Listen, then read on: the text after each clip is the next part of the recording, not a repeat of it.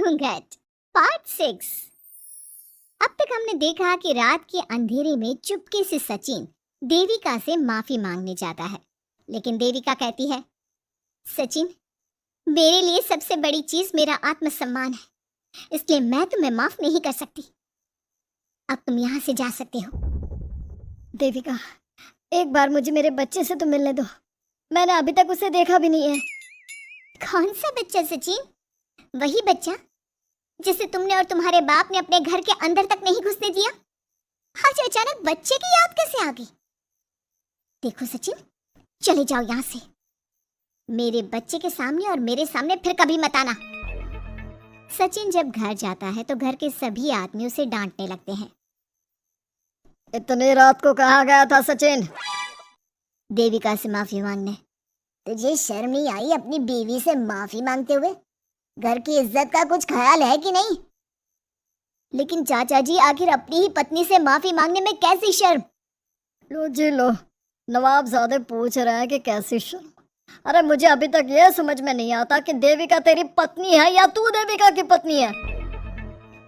जीजा जी, पति पत्नी एक समान होते हैं और माफी मांगने से कोई छोटा बड़ा नहीं होता। काश मैंने पहले अपनी पत्नी का साथ दिया होता। आज मैं आखिरी बार आपको समझा रहा हूं कि आप सब भी अपनी पत्नियों से माफी मांग लो। देविका ने तो मुझे माफ नहीं किया, शायद माँ, चाची, भाभी और दीदी ही आप सबको माफ करते। सचिन सभी को समझाने की बहुत कोशिश करता है, लेकिन कोई भी उसकी बात नहीं सुनता। वहीं दूसरी ओर सुजाता के हाथ का बना खाना सारे गांव में फेमस हो गया था, तो उसने एक बहुत अच्छा सा होटल खोल दिया। देविका, मैं चाहती हूँ मेरे होटल की सबसे पहली ग्राहक तुम ही हो, क्योंकि तुम्हारी वजह से ही आज मैं अपना खुद का होटल खोल पाई हूँ। क्यों नहीं भाभी? लेकिन भाभी, आपको अब अपने होटल में ना सिर्फ इंडियन खाना बनाना है, बल्कि इटालियन, चाइनीज और फ्रेंच खाना भी बनाना होगा। सुजाता सभी औरतों को अपने होटल का खाना खिलाती है। खाना खाने के बाद कम्मो कहती है, अरे बहू, इतना अच्छा खाना तो मैं भी नहीं बना सकती। तू तो वो हो गई, क्या कहते हैं उसे? मास्टर शेफ चाची जी। हाँ, मास्टर शेफ। बहू, अब तेरा होटल चलेगा नहीं बल्कि दौड़ेगा। हाँ बहू, तूने सच में खाना बहुत स्वादिष्ट बनाया है। अब बीना बेटी, तुझे क्या करना है? अपना बुटीक कब खोलेगी? माँ, कल ही कर देती हूँ। दुकान और सिलाई मशीनों का सारा काम हो गया है और वर्कर भी आ जाएंगे। तो ठीक है, फिर अच्छे काम के लिए देर नहीं करनी चाहिए। देविका, मैं चाहती हूँ कि मेरी दुकान का इनॉग्रेशन तुम करो। आखिर तुम्हारी वजह से तो मेरा बुटीक खुल रहा है। अगले दिन वीना भी अपना बुटीक खोल लेती है। उसका बुटीक भी चलने लगता है। माँ, आजकल ना कस्टमर ज्यादा हो गए हैं। बुटीक में जो वर्कर है वो वर्कर कम पड़ रहे हैं। मुझे और वर्कर की जरूरत है। बेटे, गांव में तो तुझे कोई मिलने से रहा। अच्छे वर्कर तो शहर से ही मिलेंगे।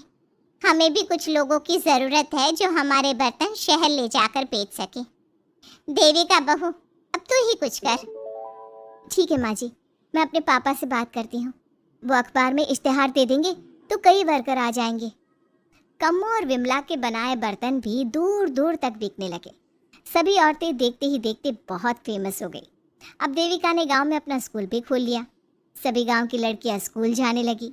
एक दिन देविका ने सभी से कहा, माँ जी, मैंने स्कूल तो खोल लिया है और गांव की लगभग सारी लड़कियां भी आ रही हैं, लेकिन कल से आप सब भी आएंगी, गांव की सभी औरतों के साथ।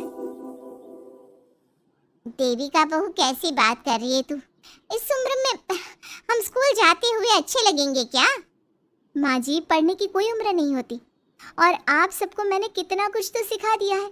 अगर आप सब स्कूल पढ़ने आएंगी तो इससे गांव की सभी औरतों को हिम्मत मिलेगी। लेकिन बहू, अब हमें पढ़ने की क्या जरूरत? अब तो हम बूढ़े हो गए हैं। चाची जी, जरूरत है पढ़ने की, और पढ़ने की कोई उम्र नहीं होती। अब देविका लड़कियों को पढ़ाने के साथ साथ गांव की औरतों की शिक्षा पर भी ध्यान देने लगी। कुछ दिन में घर की सभी औरतों के बारे में राज्य के बड़े बड़े मंत्रियों को पता चला और वो सीधा उनके गांव उनसे मिलने पहुंचे। देविका जी, आपकी वजह से पूरे गांव का नाम रोशन हो गया है।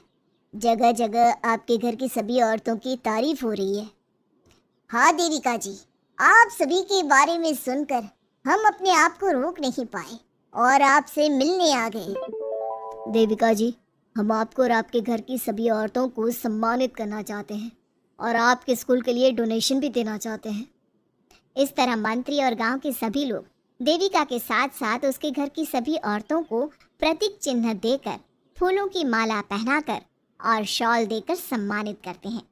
इसके अलावा देविका के स्कूल के लिए भी बहुत पैसा देते हैं। जिस पंचायत ने देविका के खिलाफ फैसला सुनाया था, उस पंचायत को अपने फैसले पर आज पछतावा हो रहा था। उधर घर के आदमियों की हालत और भी खराब हो रही है।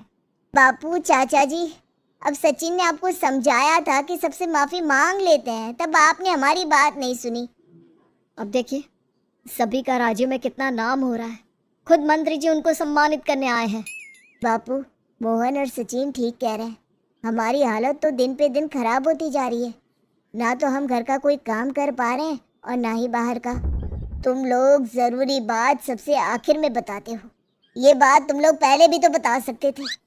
भैया, हमें सबसे माफ़ी मांगनी चाहिए और सबको यहाँ बुला कर लाना चाहिए।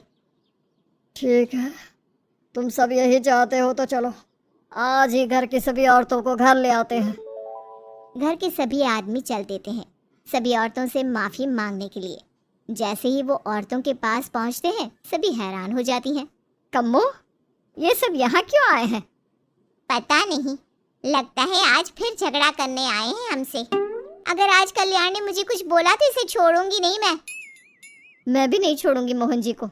ना इनका भरता बना तो मेरा नाम भी सुजाता नहीं। शांत रहो आप सब, देखने तो दो क्या कहते हैं।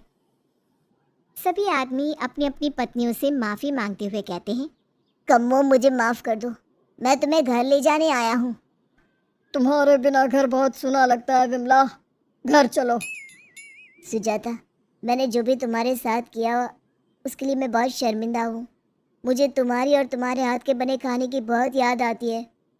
तुम मेरे साथ घर चलोगी ना? वीना, वो घर मेरा नहीं तुम्हारा है और मैं नहीं चाहता कि तुम मेरी वजह से अपना घर छोड़ दो।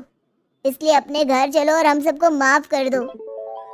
अपने पतियों की इस तरह माफ़ी मांगने से सभी औरतें अपने पतियों को माफ़ करके उनके साथ जाने को तैयार हो जाती हैं।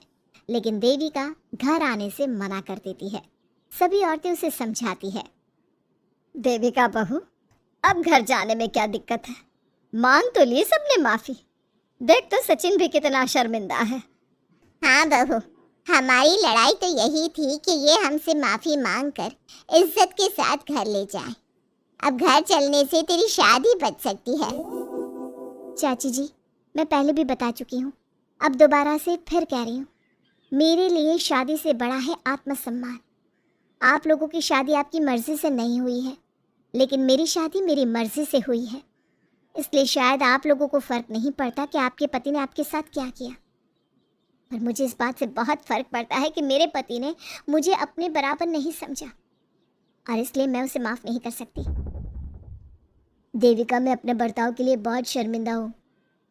तो ज़िंदगी भर शर्मिंदा रहना। और हाँ, आप सब इनके साथ जाना चाहती हैं तो जाइए, लेकिन मेरी एक बात हमेशा याद रखिएगा, शादी सिर्फ एक रस्म होती है। इस रस्म में पति और पत्नी बराबर के हिस्सेदार होते हैं, ना कोई छोटा होता है और ना कोई बड़ा। इसलिए यदि आपका पति आपको सम्मान दे तो बदले में उसे सम्मान दो, नहीं तो वो जैसा करे आप भी वैसा ही करो। देविका सचिन के साथ नहीं जाती है और अपने बेटे के साथ वहीं रहने का फैसला करती है। अब वो न सिर्फ अपने गांव बल्कि हर जगह जाकर महिला शिक्षा और उनके अधिकारों का प्रचार करती है। हमारे प्यारे दर्शकों, हमें कमेंट करके ज़रूर बताएं कि देविका का ये फैसला आपको कैसा लगा और हमारी कहानी सास का घूंघट आपको कैसी लगी। इसी तरह की मज़ेदार कहानी सुनने के लिए हमारे चैनल को सब्सक्राइब ज़रूर करें।